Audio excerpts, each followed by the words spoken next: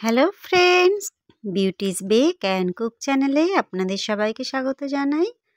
আজকে একটা 6 পাউন্ডের মিকি মাউস থিম কেক আমি ডেকোরেশন করব। এই কেকটা টোটাল ওজন ছিল 3 কেজি। আমি কেক স্পঞ্জটা প্রথমে 3টে লেয়ারে কেটে নিচ্ছি। এটা একদম নিচের বেস। এইটা ছিল 3 পাউন্ডের, তার উপরেরটা ছিল 1 পাউন্ড, তার উপরেরটা ছিল 1 পাউন্ড। টোটাল 6 পাউন্ডের কেক ছিল। আমি 3টে লেয়ারে কেটে নিয়েছি, নিয়ে কিছুটা চকলেট গানাশ দিয়ে দিচ্ছি এর উপরে। সেটা সমানভাবে আমি স্প্রেড করে দিচ্ছি।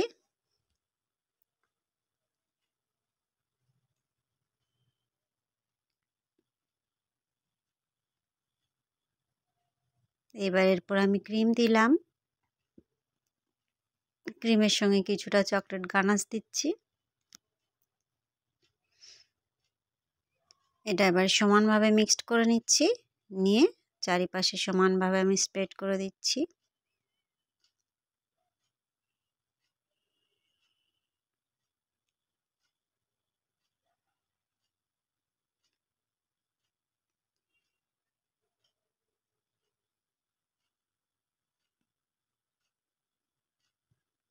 আমি কিছুটা চকো চিপস এর সঙ্গে দিয়ে দিচ্ছি। চকো চিপসের জন্য কেকের টেস্ট অনেক বেশি ভালো লাগে। আমি এই জন্য সবসময় চেষ্টা করি চকো চিপসটা ব্যবহার করার জন্য। তবে আমি এই যে চকলেট গানাশটা কেক স্পঞ্জের উপরে দিচ্ছি, এটা ক টাকার আপনার সঙ্গে ডিল হচ্ছে কাস্টমারের, সেই বাজেট হিসাবে ব্যবহার করতে হবে। কেননা ব্যবসার ক্ষতি করে তো কিছুই করা যায় না, নিজের দিকটাও ভাবতে হবে। তাই কত টাকার ডিল হয়েছে তার উপরে এই গানাশটা ব্যবহার করবেন, বেশি দেবেন কি কম দেবেন, চকো চিপস ব্যবহার করবেন কি না। তবে যারা নতুন আছো, প্রথম ব্যবসা শুরু করছো, তাদের জন্য বলবো যতটা সম্ভব কাস্টমারকে আগে খুশি করতে হবে। নিজের লাভটা একটু স্যাক্রিফাইস করতে হবে, তবেই ব্যবসা অনেক বড় হবে। আমি এখানে সেকেন্ড লেয়ারটা দিয়েছি, তারপরে ক্রিম দিয়ে সমানভাবে স্প্রেড করে দিলাম, দিয়ে আবারও কিছুটা চকো চিপস দিচ্ছি।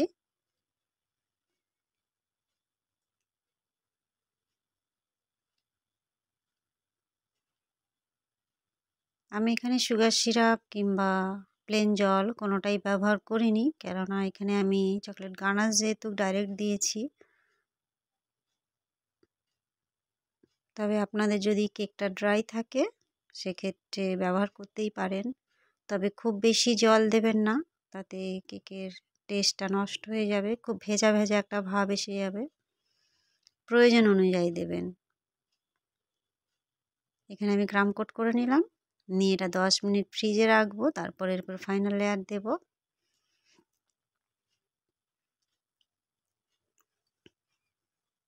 আমি এটা ফাইনাল লেয়ার দিচ্ছি। এটা হচ্ছে আমার সেকেন্ড পার্টের ফাইনাল লেয়ারটা। এটা আমি সাদা রেখেছিলাম, আর নিচের যে 3 পাউন্ডের কেকটা আমি বানিয়েছিলাম সেটা আমি লাইট পিঙ্ক, মিডিলেরটা সাদা, আর একদম উপরে যেটা টপে বানাবো সেটা লাল রঙের করব।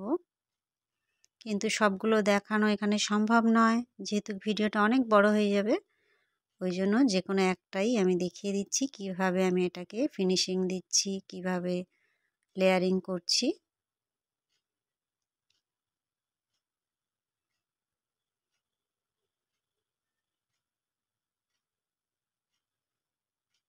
আমি একটা স্ক্র্যাপার দিয়ে সাইডটা সমান করে নিচ্ছি।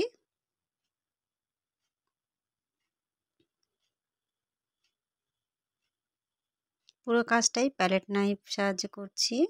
কখনো স্ক্র্যাপার ব্যবহার করতে পারেন, কখনো ব্রাশ, যখন যেটা আপনার প্রয়োজন হবে বা যেটাই সুবিধা হবে, টাইম কিসে বাঁচবে সেই চিন্তাগুলো করে করতে হবে। এমন কোনো নিয়ম নেই যে এইটা দিয়েই আপনাকে ফিনিশিংটা আনতে হবে। এটা আপনার উপর ডিপেন্ড করছে কোনটায় আপনি বেশি সুবিধা মনে করছেন। আপনার যেটা ভালো লাগবে সেইটাই নেবেন।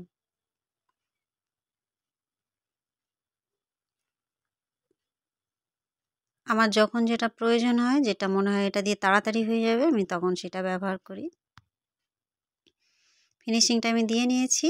আমি এই কেক স্পঞ্জ 3টেই রেডি করে 3 ঘন্টার জন্য ফ্রিজে রেখেছিলাম। পুরোটাই একদম ঠান্ডা করে নিয়েছি, কেননা কেকটার ওয়েট ছিল।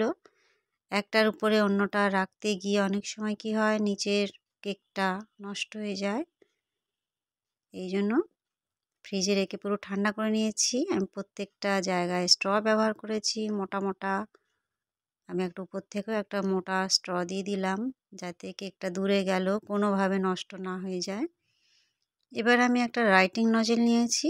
এখানে আমি ইয়েলো কালার ক্রিম নিয়েছি। নিয়ে ডিজাইনটা কিভাবে করছি একটু খেয়াল করুন। এইটা আমি ডবল লেয়ার দেবো।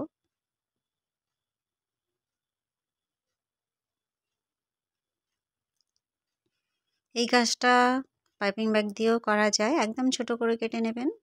আর ক্রিমটা খুব বেশি স্টিফ হলে কিন্তু অসুবিধা হবে, হালকা একটু নরম থাকতে হবে, তবেই ডিজাইনটা করা যাবে। আবার এরপর আমি ডবল ডবল দিচ্ছি।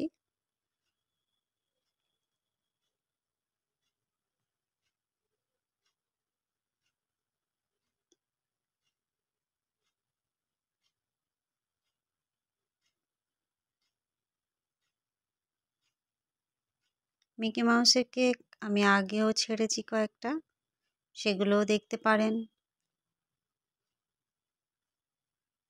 এইভাবে আস্তে আস্তে আইডিয়াগুলো আসবে কিভাবে কেকটা ডেকোরেশন করতে হয়। সবসময় একই ডিজাইন করলে আবার কাস্টমারের ভালো লাগবে না।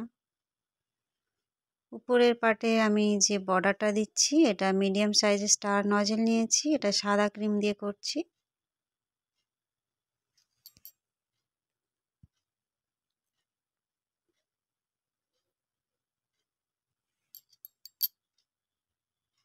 আমি নিচেও একটা বর্ডার দিয়ে নিচ্ছি, ওই সেম নজেল দিয়ে করছি, একটু অন্যভাবে দেখুন। জাস্ট প্রেস করছি, ফুলের মতো ছোট্ট ছোট্ট ফুল হচ্ছে, দেখতে খুব সুন্দর লাগছে।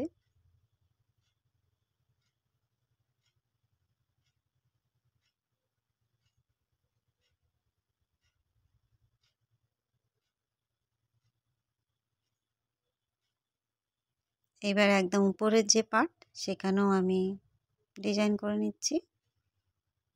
নিচে যেভাবে করেছি উপরেও সেইভাবেই করছি, ছোট্ট ছোট্ট ফুল বানাচ্ছি।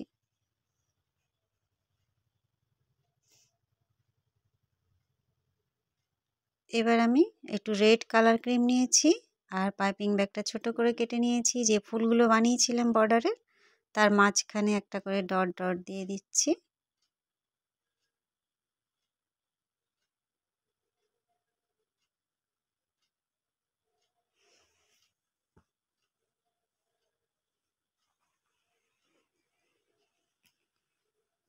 উপরেও যে বর্ডারটা দিয়েছিলাম, তার মাঝখানেও ডট ডট দিচ্ছি।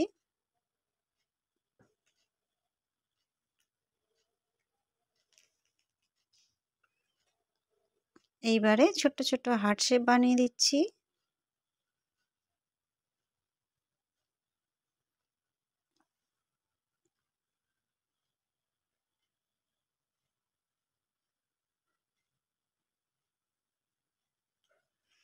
উপরের যে পার্টটা ছিল টিয়ারটা, তার উপর আমি ছোট ছোট স্টার বানাচ্ছি।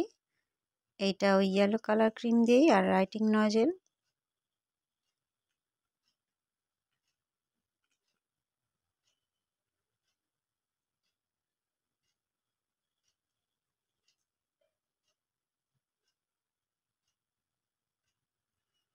আমি নামটা লিখে নিচ্ছি। এখানে আমি প্রথমে ডাইস দিয়ে নামটা লিখে নিয়েছিলাম, সেইটাকেই হাইলাইট করছি চকলেট গানাশ দিয়ে। আমার কাছে ABCD লেটারের ডাইস ছিল, সেইটা দিয়ে বসিয়ে বসিয়ে আমি আগে নামটা লিখেছি, যার ফলে এটা দেখতে আরো সুন্দর লাগবে।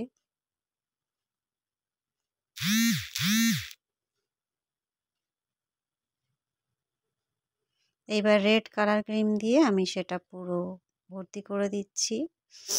দেখুন কেমন সুন্দর একটা 3D লুক লাগছে।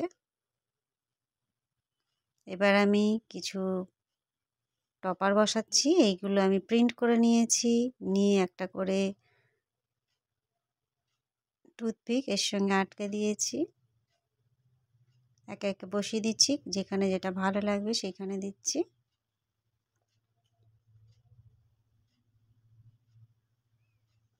দেখুন বন্ধুরা, এবার আমি কিছুটা হোয়াইট পার্ল নিয়েছি, নিয়ে চারিদিকে দিয়ে দিচ্ছি। এতে কেকের লুকটা আরও সুন্দর লাগছে।